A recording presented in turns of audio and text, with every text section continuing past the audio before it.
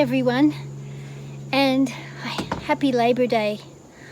I was sort of tossing up whether to do something related to Labor Day or whether to do something that's been on my mind since I had a conversation with a friend on the phone last night. So we were just in the kitchen after dinner, and sorry about the plane, and so some good friends of ours, and they're much older than us, they're pretty much nearly 80, and they called, wanting to catch up, and so we had a chat, and they revealed that they're really not going to socialize until there's a vaccine, and so I was pretty quiet about that. And then they said, how did you fare during the hurricane, which was, I don't know, three or 4 weeks ago?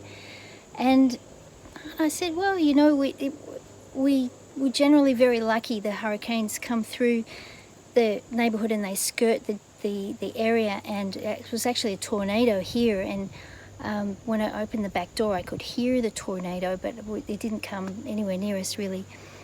And I said, well, how did you fare? And he said, oh, well, we left New York and we rented a house up in the Catskills, and when the hurricane came through, we just we took off our clothes, and the rain was so warm, we went outside and we just danced in the rain. And I thought, wow, I was so full of admiration. I thought, that's just incredible. And they were quite matter of fact about it, and they said, yeah, and it seemed not congruent with the personality, and I thought, wow, that's just what a breakthrough. And then when I hung up the phone, I felt like strangely envious, and so I was thinking, isn't it interesting that they could be so afraid, so afraid of the virus that they really don't want to go out, and that they could just rejoice in life at the same time. And I'm trying to think, who else do I know who's doing that? And many people are doing that in a quiet way, but I don't think many people have found how to do it mixing these two aspects, complete abandon with,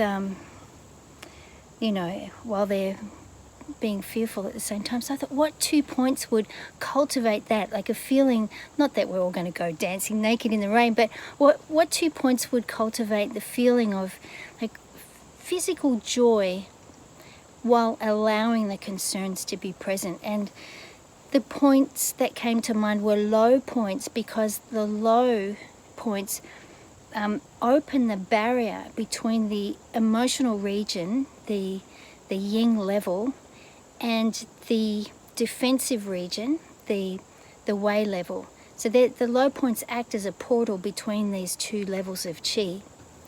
So they, of all points, that category of point probably allows more than any other point a feeling of being able to drop one's defenses and allow emotions to be free while experiencing a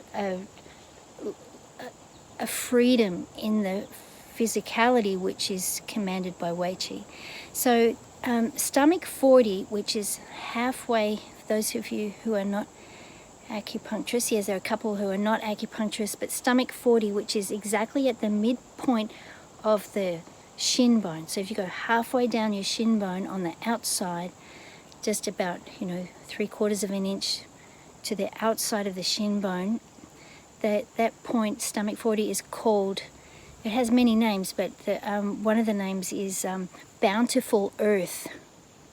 And that's what they said. They said they took their clothes off and they went outside in bare feet and danced on the wet earth. So bountiful earth, stomach 40. And the other point I thought would be good is heart 5, which is one sun up the arm from the pisiform bone, from this little notchy bone at the wrist. And heart 5 is a low point, and its name is penetrating the distance, breaking through that barrier between Yin Qi and Wei Qi, and penetrating the distance. So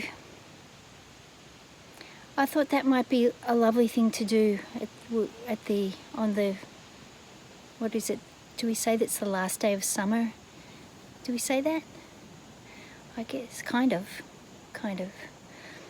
So, thanks so much for being here. And so the ripple we would be putting out into the world would be one of being able to acknowledge one's feelings and be physically free at the same time. Thanks for being here.